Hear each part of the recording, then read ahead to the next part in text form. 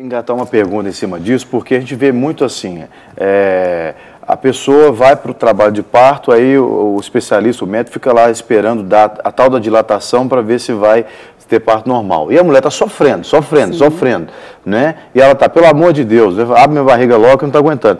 E às vezes, até a gente ouve falar de casos de insensibilidade dos profissionais que vão deixando, o contrário do que você está falando, né? Vão deixando a pessoa sofrer ali. Qual é o limite que, na sua opinião, como profissional, deve existir para que o profissional... Tem muita mulher grávida agora nos assistindo, certamente, e que estão nessa preocupação, né? Ouviram a história da amiga que sofreu, esperou demais, a dilatação não deu dilatação, depois que sofreu é que foi para cesariana. Existe um limite?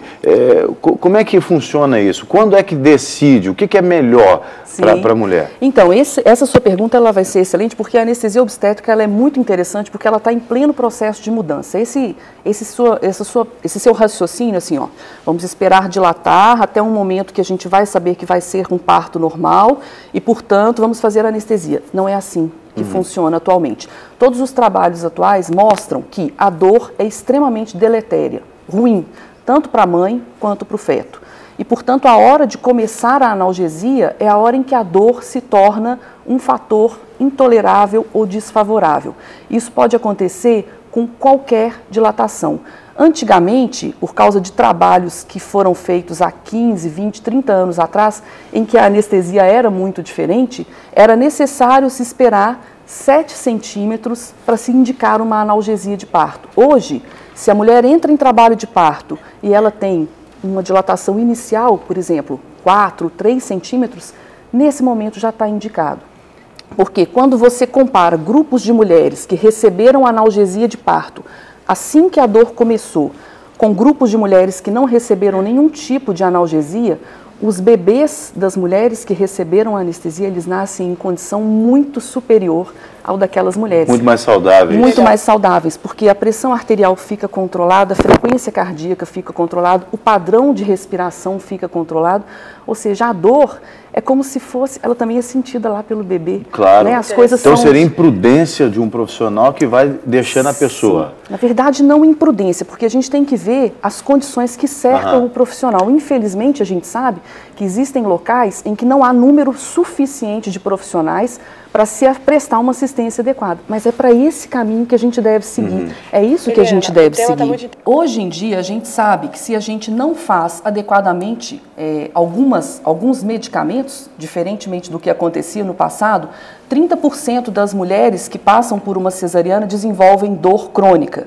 E 5% dessas mulheres desenvolvem uma dor que a gente classifica como excruciante. Ou seja, é uma dor intolerável, aquela dor insuportável. Ela prefere morrer, né? Sim. Com isso, há alguns anos, a gente adicionou uma droga, um medicamento, vocês me desculpem chamar de droga, mas é o nosso linguajar, um medicamento novo, não muito novo, mas um novo medicamento à cesariana que faz com que a dor pós-operatória seja muito menor. Então, eu acho que você não precisa ficar preocupada, porque isso não vai se repetir, porque a anestesia que você vai receber hoje, provavelmente, né, daqui a pouco, vai ser diferente daquela que você recebeu no passado. Isso traz uma outra questão interessante, que a maioria das pessoas fica extremamente preocupada em quem vai ser o obstetra, em quem vai ser o cirurgião, em quem vai ser o profissional, e não se lembra de pensar em quem vai ser o anestesiologista. Na reportagem que a gente viu antes, né, de começarmos, hoje em dia existe a oportunidade de você fazer uma avaliação pré-anestésica, né, e tirar as suas dúvidas e descobrir qual é a equipe ou o profissional que vai te anestesiar. Isso é importantíssimo. O anestesiologista, ele sempre foi uma peça que foi coadjuvante. Né? E nós sabemos... Não, a gente não sabe nem o nome do anestesiologista, exatamente, né? Normalmente você dorme, e aí quando você acorda... É uma preocupação da grávida, né? Porque assim, a gente... Hoje eu até queria perguntar... Acho que só agradecer a André, viu, André? Obrigado pela sua participação e foi muito válida a sua participação. Luciana, será que antes de você perguntar, posso só dar uma lida no Twitter? Claro. Porque o pessoal de casa, aqui, às vezes o anestesista ele é meio coadjuvante, mas aqui você não é, não. Aqui você vai ter seu nome falado. Lídia Cristina, ela está mandando assim, toda manhã, pode ser em paz, em boa companhia, mas se não tiver de tudo pouco, não começa o meu dia. É verdade. Ela fez até um poema, eu gostaria de agradecer. Cristiane de Souza também colocou, estou muito feliz pelo programa. A Bruna colocou, Rede Super contribui para o nosso crescimento, tem sido bênção em nossas vidas e elogia a nova programação. Muito obrigado pela parte que nos toca.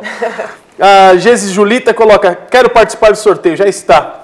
E também tem aqui no Twitter algumas participações da Sarinha Vidal. Ela coloca que o assunto de hoje está muito bom, eu tive parto normal, mas não senti dor nenhuma de contração, mas senti uma dor absurda de anestesia. Você falou um pouco sobre isso até agora há pouco. A Linen Costa coloca, tive parto cesariana e depois de tomar anestesia epidural, minha pressão despencou e somente sobrevivi pela graça de Deus. Ela está contando aqui, depois a senhora pode falar alguma coisa sobre isso. A Joy Vilches, aqui é só o Gé para traduzir aqui. Aqui em casa concordamos com você. Juan assistiu o parto dos nossos gêmeos e diz a mesma coisa, muda a sua vida. E a Simone Kizar colocou aqui que está assistindo Nós de Tudo Pouco. Grande abraço, Simone, que é uma amigaça nossa. Por favor, doutora, fala um pouco sobre esses contratempos que essas pessoas tiveram na anestesia. Então, tudo tem um lado bom e um lado ruim, nós sabemos. A anestesia, tanto a anestesia para cesariana feita nas costas, quanto a analgesia, tem como efeito colateral a queda da pressão arterial. É por isso que toda paciente que é submetida à anestesia ou analgesia para o parto, ela recebe um aparelho de pressão que vai medir a pressão a cada 3 minutos. E às vezes a paciente fica até um pouco incomodada e fala, está apertando o meu braço aqui, que coisa incômoda. Isso é fundamental, porque qualquer detecção na queda de pressão, a gente precisa tratar. É por isso que o anestesista precisa estar lá do lado, para ele detectar essa queda e usar. Tão importante quanto o obstetra, o anestesista também Nós somos uma equipe. Claro. Né? A obstetra, o anestesista, a enfermeira, Sim. a obstétrica, que agora faz A parte. gente tem uma outra participação também ao vivo. A mulherada está querendo tirar todas as dúvidas, né? Aproveita, viu, gente? Aproveita. Vamos saber quem está na linha com a gente. Alô? Maria José. Oi, Maria José, tudo bem? Tudo bem. Eu queria tirar uma dúvida. Eu trabalhei com os anestesistas na Santa Casa. A senhora está falando de onde? É do Eldorado. Eldorado Contagem, pode falar. Aí eu tive uma anestesia, onde eu aspirei, quando eu aspirei uma secreção, que eu tinha uma secreção agarrada, sempre tem que eu tive esse problema de alergia, sei lá. Aí eu aspirei a secreção, fiquei com cianótica toda roxa, e às vezes eu fico cismada que prejudicou o sistema nervoso, uma das coisas que ajudou, que eu tomo remédio controlado desde novo, dessa época pra cá, assim, mais ou menos. Aí eu queria saber se influi no sistema nervoso essa cianose causada pelo medicamento de anestesia. Tá bom, Maria José, obrigado pela sua participação, viu? Deus te abençoe.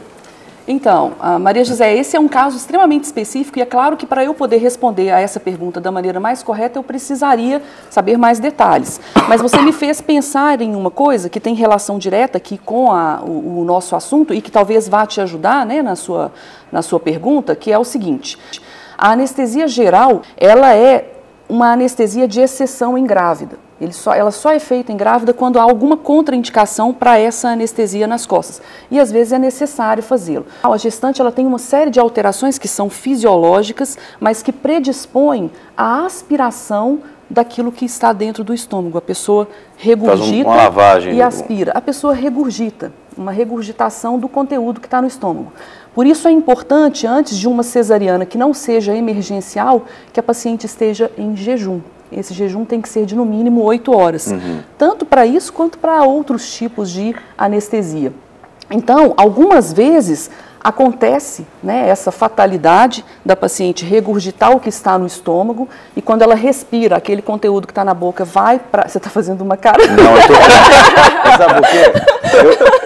Tudo que a senhora vai falando vai entrando assim pela espinha, eu vou sentindo um negócio, eu falei, meu Deus... Vai sentindo uma anestesia? Não, eu fico pensando, meu Deus, coitada da minha esposa, eu só estou lembrando aqui da minha esposa, 3 filhos. Mulheres guerreiras. 3 filhos. Né? Então. Ô, princesa, um beijo pra você, você é linda, eu amo você e agora mais ainda, viu?